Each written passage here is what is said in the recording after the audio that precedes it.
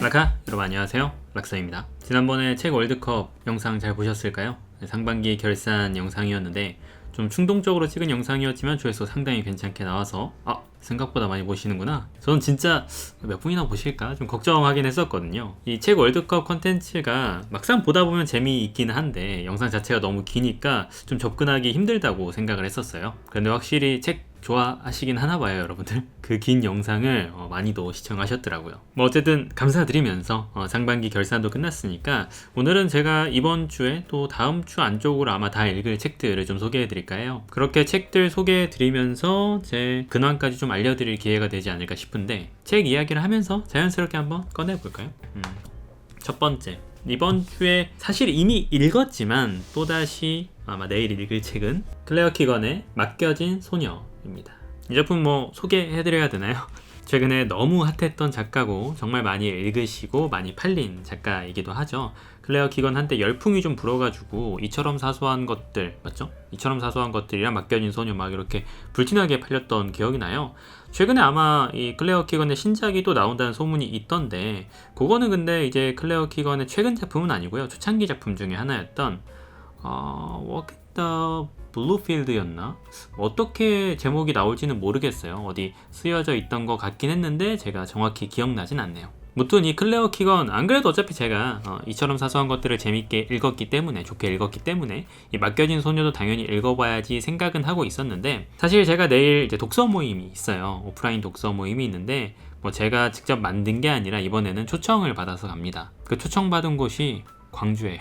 경기도 광주 아니고 광주광역시 전라도 광주입니다. 사실 처음에 좀 이제 독서 모임을 만들어 볼 테니까 와주실 수 있느냐라고 의뢰를 받았을 때는 좀 고민하긴 했습니다. 그때는 재밌어 보이는데 그래 해보죠 라는 생각도 하기도 했었는데 이게 막상 받고 나서 막 찾아보니까 왕복 한 8시간이 걸리는 거예요. 독서 모임 하러 왕복 8시간이라 이런 적은 저도 처음이긴 합니다. 제가 한 왕복 4시간 정도까지는 5시간 정도까지는 어떻게 해본 적은 있거든요. 근데 다른 걸 떠나서 그냥 재밌을 것 같다는 생각에 일단 해보게 되었고요. 그렇잖아요. 저는 사실 광주를 한 번도 안 가본 것 같기도 한데 거기까지 가서 저를 알고 계신 분들은 얼마 없으리라 생각은 들긴 해요. 이제 아마 그 운영하시는 분이 모집을 하신 거니까 그럼에도 거기에서 여러 책을 읽으시는 분들을 만나고 잠깐이나마 대화를 나눌 수 있는 독서 모임을 할 수 있다는 것은 재밌는 일이지 않을까 생각을 하기도 하고 진짜 한편으로는 제가 내가 진짜 책을 좋아하는구나 그렇지 않고서야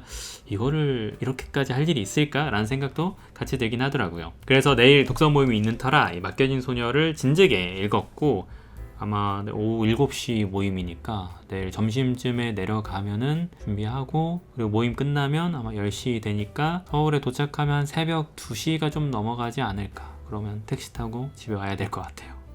사정이 여의치 않으면 거기서 하루 잘 수도 있긴 한데 잘 모르겠습니다. 거기 제가 지인이 있는 것도 아니고 광주에 뭘 구경해야 될지 뭘 먹어야 될지도 모르는 상태로 가는 거니까 말이죠. 무튼 그런 뒷이야기가 있는 이 맡겨진 소녀 책인데요. 내일 이제 기차 타고 내려가거든요. 기차를 타고 내려가면서도 한 2번쯤 읽지 않을까 싶어요. 기차도 KTX 같은 거 타도 한 2시간 정도는 걸리던 걸로 기억을 하는데 제가 이제 버스 같은 걸 타면은 멀미가 좀 심해서 아예 책이든 핸드폰이든 못 타는 편인데 기차는 그래도 책을 읽을 수 있거나 핸드폰을 할 수 있거든요. 그래서 내려가는 길에는 좀 마음이 불안하니까 책이라도 읽어야겠다. 계속 모임 책을 되새기면서 모임을 준비해야겠다 싶어서 내려가는 길에 또 읽을 생각입니다. 근데 당연히 저번에 순식간에 읽었던 책인데 참 담백하게 잘 쓴다 싶어요. 이처럼 사소한 것들 읽을 때에도 아니 이렇게 짧은 작품으로 이렇게 깊은 여운을 주면서 찬사를 받을 수 있을까? 그게 참 신기하긴 했었거든요. 근데 아니나 다를까 이 맡겨진 소녀를 읽으면서도 이렇게 진짜 1시간이면 읽을 만한 이 작품 속에서 이렇게 단단하고 또 담백하게 내용을 전달할 수 있을까라는 생각이 들긴 하더라고요. 사실 이 작품 영화도 됐었잖아요. 근데 영화의 제목은 제가 알기로 더 Quiet Girl이었나 해서 조용한 소녀? 이렇게 번역이 되어는 것 같기도 한데 영화를 보진 않아가지고 말이죠. 근데 그러한 제목의 변형 역시도 작품의 핵심을 포함하고 있다는 생각이 들긴 하는데 이 작품은 어쨌든 가정 사정 때문에 어디 친척집에, 먼 친척집에 맡겨진 한 소녀의 이야기를 다루고 있지만 이 소녀가 그 안에서 세계를 인식하고 또 점차 성장해 나가는 방식은 어느 정도 침묵이라는 방식으로 이루어지고 있거든요. 작품 속에서도 계속 나오지만 어느 때, 그러니까 입 다물기 딱 좋은 때를 알아가는 소녀의 모습이, 또 그리고 마지막에 결국에는 돌아와야 되는데 그 과정에서 느껴지는 그 슬픔이라고 해야 될까, 그런 것들이 직접적으로 나 너무 슬프다라고 이야기하지 않고 그저 행동으로 보여주긴 하지만 그것들이 충분히 공감 가게 느껴진단 말이에요. 그래서 당연하게도 너무나 잘 쓴 작품이다, 읽으면서 참 좋았다라고 싶기도 했었고, 말씀드렸다시피 이 작품은 여러분들 뭐 다시 읽어보셔도 좋은 작품이라 생각이 들어요. 짧으니까 말이죠.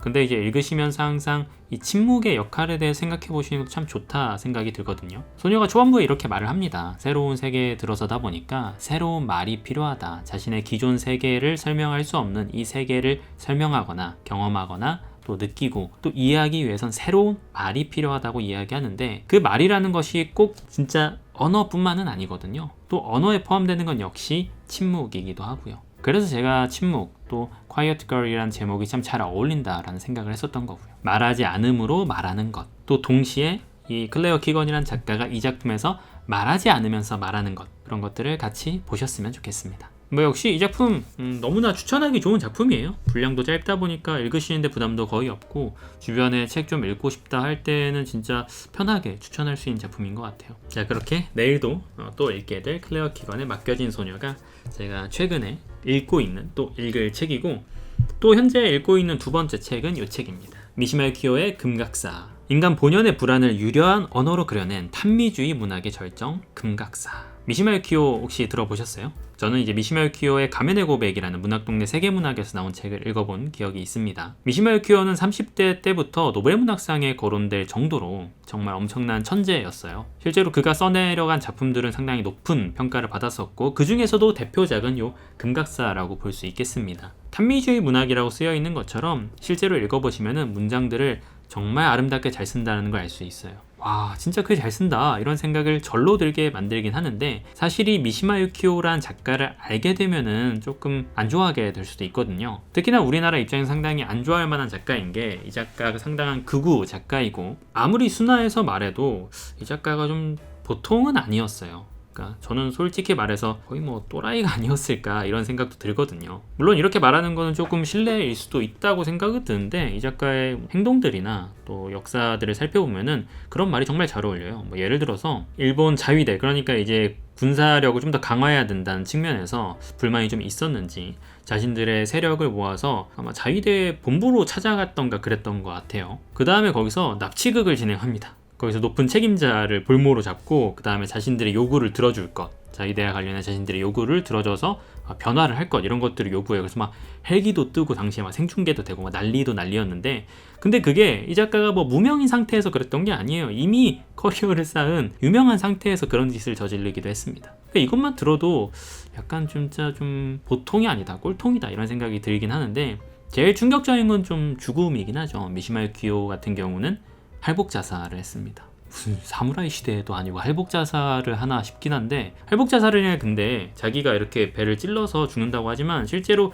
죽기가 어려워요. 그리고 너무 고통스럽기도 하고요. 그래서 보통 할복 자살할 때 옆에서 목을 바로 쳐주는 사람이 있거든요. 그래서 옆에 목을 쳐서, 근데 그 과정이 또 순탄치 않아가지고 몇 번 내리쳤다, 뭐 이런 말들도 있고, 심지어 이런 말하면 여러분이 찾아보실 수도 있는데, 찾아보면 사진도 있을 겁니다.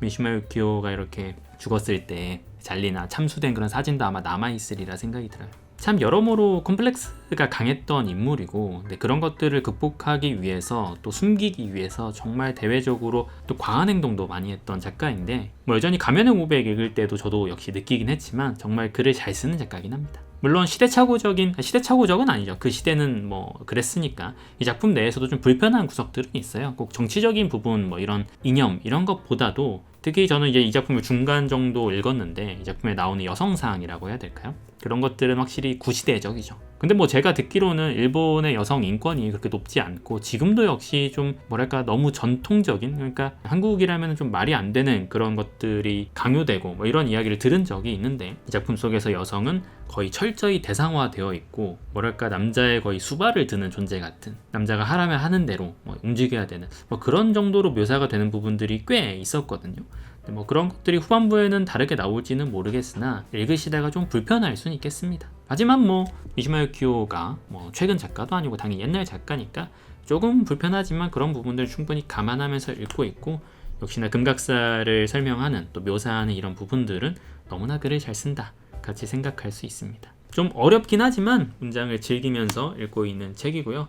다 읽고 나서 뭐 미시마 유키오에 대한, 그래도 저는 미시마 유키오가 어떤 작가인지 그의 행적들을 그래도 찾아본 적이 있으니까 뭐 그의 문학은 문학이고 또 삶은 삶이고 그런 것들을 좀 최대한 두 가지 모두 알면서 평가를 해보도록 하려고요. 사실 많이 궁금하긴 했어요. 이게 워낙 좀 이상한 작가긴 한데 너무 뛰어나다는 소리를 많이 들었으니까 대표작을 읽어봐야 되지 않나 라는 생각도 들기도 하고, 그리고 이게 영상이 길어지긴 하는데 제가 금각사와 관련된 되게 재밌는 에피소드가 있었던 게 뭐냐면은, 옛날에 제가 정독도서관으로 나들이를 간 적이 있어요. 근데 정독도서관을 제가 좋아해가지고 실제로 도서관 내부로 들어가는 게 아니라 그냥 이제 봄 느낌, 또 뭐 이제 날 좋은 날 떼약볕 느끼를 이렇게 쭉 돌긴 했었는데, 그때 어떤 아저씨가 저한테 갑자기 말을 거는 거예요. 길을 가고 있는데 도서관 내에서 양복을 입은 중년의 머리가 희끗희끗한 키가 작은 어떤 약간 회색 양복 입었던 걸로 기억하는데, 그 아저씨가 저한테 말을 걸더니 막 어쩌고저쩌고 이야기를 하다가 금각사 이야기를 하는 거예요. 미시마 유키오의 금각사를 읽어보았냐. 저는 그때 당시에 이제 미시마 유키오를 아마 안 읽어봤던 걸로 기억을 해서 아니요 안 읽어봤는데 막 이렇게 이야기하는데, 금각사가 얼마나 아름다운 작품이고 일본의 뭐 유미주의 탄미주의를 대표하는 막 이야기를 하는 거예요. 근데 그 당시엔 솔직히 약간 이상한 사람이다라고 당연히 생각은 했어요. 보통 이제 주변에 사람들이 막 있는데 이 아저씨가 가면은 뭔가 피해야 될 것 같은 분위기, 아무리 양복을 입고 좀 멀쩡한 것 같아 보여도 막상 말을 하면 좀 이상한데 피해야 될 것 같은 이런 생각이 들었거든요. 근데 저는 이제 그 사람이 문학 이야기를 하니까 궁금한 거야. 도대체 이분은 어떤 사정으로 여기에서 미시마 유키오의 금각사를 막 이야기하면서 입에 약간 거품을 물면서 막 이야기를 할까. 그래서 잠깐 이제 뭐 듣고 있었는데 솔직히 뭐 그냥 더 듣고 싶기도 했었지만, 실제로 그 사람 말이 얼마나 흥미로운지가 아니라 그냥 길거리에 가다가 갑자기 어느 사람 붙잡고 미시마 유키오 금각사 이야기를 하는, 문학작품을 이야기하는 사람이 너무 신기해서 더 들어보려고 했지만 뭐 이제 같이 갔던 지인이 가자 하는 바람에 그래 좀 가야지 하고 급하게 마무리하고 떠나긴 했었는데, 그 기억이 너무 선명한 나머지 언젠가 꼭 미시마 유키오를 읽어보긴 해야겠다, 금각사 읽어봐야지, 이런 생각을 꾸준히 해왔었거든요. 그러다가 이제 가면의 고백을 읽게 되고 요 금각사까지 읽게 된 거죠. 아무튼 그래서 저 개인적으로도 잊을 수 없는 에피소드가 섞여 있는 책이긴 한데, 또 다 읽고 이번 달 말에 간단한 감상을 또 공유해 드리도록 하겠습니다. 영상이 길어지는데 난 오늘 되게 짧을 줄 알았는데. 그 다음 세 번째는 황여정 작가의 알제리의 유령들. 가벼운 장난이 삶의 각도를 조금씩 비틀고 어느덧 허구는 운명이 되었다. 이 작품은 제23회 문학동네 소설상 수상작입니다. 아마 잘 모르시는 분들이 좀 많으리라 생각이 들어요. 황여정 작가의 알제리의 유령들. 나온 지는 좀 됐거든요. 한 2010년대 후반에 나왔으니까 좀 되긴 했었는데, 이 황여정 작가가 사실은 황석영 작가의 따님분이시거든요. 그런데 그러한 부분들이 여기엔 사실 잘 쓰여 있진 않아요. 왜냐면은 이제 그런 식으로 평가받는 것을 작가 본인으로서는 별로 좋아하지 않으리라는 생각이 들어요. 제가 생각해도 말이죠. 물론 이제 아버지 밑에서, 대단한 문인 밑에서 자라면서 보고 들은 것들이 너무나 많고 감명받은 것이 많긴 하겠지만, 자신이 어딜 가도 그 아버지의 후광에 휩싸여서 그렇게 이제 늘 꼬리표처럼 뭐 대문호의 딸 이런 식으로 평가받는 건 좋지 않으리라 생각이 들긴 하니까 여기에는 나와 있진 않지만 뭐 그런 부분들 같이 이야기해 드릴 수 있고, 그런데 그런 거 몰라도 사실 저는 당연히 모르고 샀던 것 같거든요. 근데 작품 되게 좋았던 걸로 기억을 해요. 이게 초반부는 조금 헷갈려요. 도대체 무슨 이야기 하는 거지? 뭔 얘기야? 왜 이렇게 알쏭달쏭해? 왜 이렇게 이상하게 인물들이 움직이지? 이렇게 생각이 드는데, 작품의 이제 후반부까지 여기에 나와 있는 가벼운 장난이 삶의 각도를 조금씩 비틀고 어느덧 허구는 운명이 되었다는데, 무엇이 허구이고 무엇이 진실이고 왜 어쩌다 그것이 운명이 되었는지, 이런 것들은 작품을 차근차근 읽다 보면 후반부에 점점 드러나기 시작합니다. 그러고 나면은 되게 재미있게 읽을 수 있는 소설이라 생각이 드는데, 아무래도 초반부에 처음 읽으면 뭘까 싶을 수는 있어요. 저는 이번이 사실 두 번째 읽는 거거든요. 예전에 한 번 읽고 내 기억을 충분히 하고 있다 보니까 다시 읽을 때도 와 그치, 여기 앞부분에 그런 작품 전반에 대한 암시들이나 또 이런 좀 밑줄 만한 문장들이나 이게 이래서 여기에서 이렇게 얘기했구나, 이런 것들이 다시 보이기도 하더라고요. 그래서 이번 달 7월 28일에 요거 독서 모임을, 방구석 독서 모임을 이제 온라인으로 또 진행을 하는데 너무나 기대가 되긴 합니다. 개인적으로 참 좋아했던 작품이라서 많은 분들이 좀 더 읽어보셨으면 좋겠고, 사실 이 작품 여전히 뭐 검색 같은 거 해도 거의 잘 안 읽어보신 작품인 것 같아요. 뭐 저로 인해서 이 작품이 다시 막 엄청난 흥행을 하거나 그러진 않기야 하겠지만 그래도 관심이 생기신다면 여러분 이 작품 한번 읽어보셔도 좋으시리라 생각이 듭니다. 알제리의 유령들. 제가 이제 뭐 다른 건 몰라도 아마 여러분 높은 확률로 이 작품 읽으시면 무언가 인터넷에 검색을 하시게 될 거예요. 이게 맞아? 이게 진짜야? 라고 궁금해서 검색을 한 번쯤은 하시게 되지 않을까. 왜냐면 저는 그랬거든요. 자, 그렇게 3권의 책을 이야기했고 마지막 책은 요 책. 요건 뭐 책이라고 하긴 좀 뭐하긴 하네요. 젊은 작가상 수상 작품집을 구매한 독자분들께 드리는 수상 작가의 미발표 미니 픽션입니다.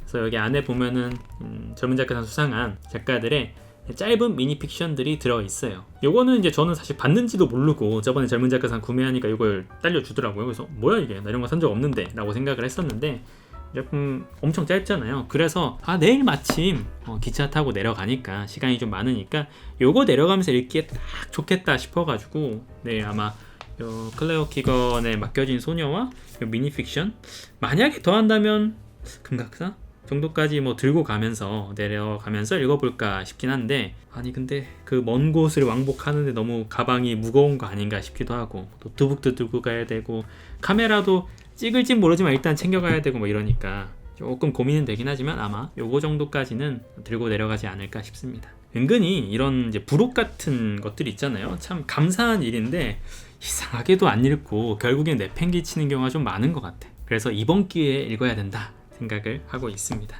자, 이렇게 제가 최근에 읽고 있고 읽었고 또 그리고 앞으로 당분간에 읽을 책들을 좀 소개해드려 보았습니다.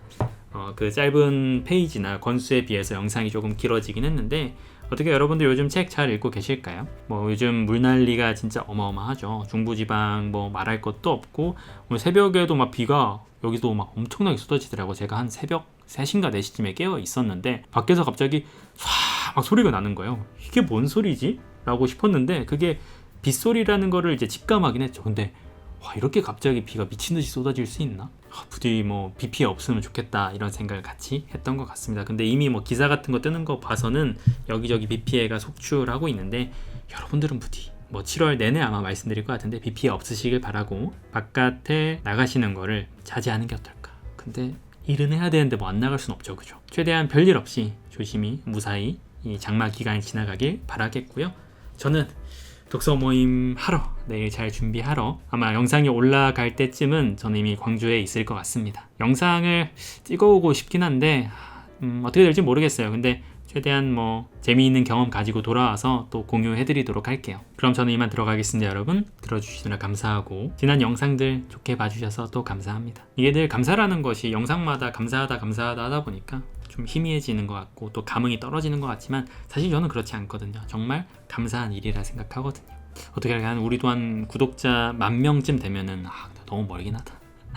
10,000명쯤 되면은 딱 대관 하나 해서 좀 모여가지고 막 책 이야기도 좀 편하게 하고 이런 시간을 가져볼까요? 팬미팅이라고 하면은 좀 말이 이상하니까 제가 뭐 팬미팅까지는 아니고 그냥 이제 같이 모여서 책 이야기 오프라인으로 해보는 것도 좋지 않나 싶긴 한데 10,000명이면은 좀 멀다, 그죠? 그건 뭐 나중에 생각하도록 하고 구독, 좋아요, 댓글 잊지 마시고요. 전 들어가도록 하겠습니다. 안녕히 들어가세요.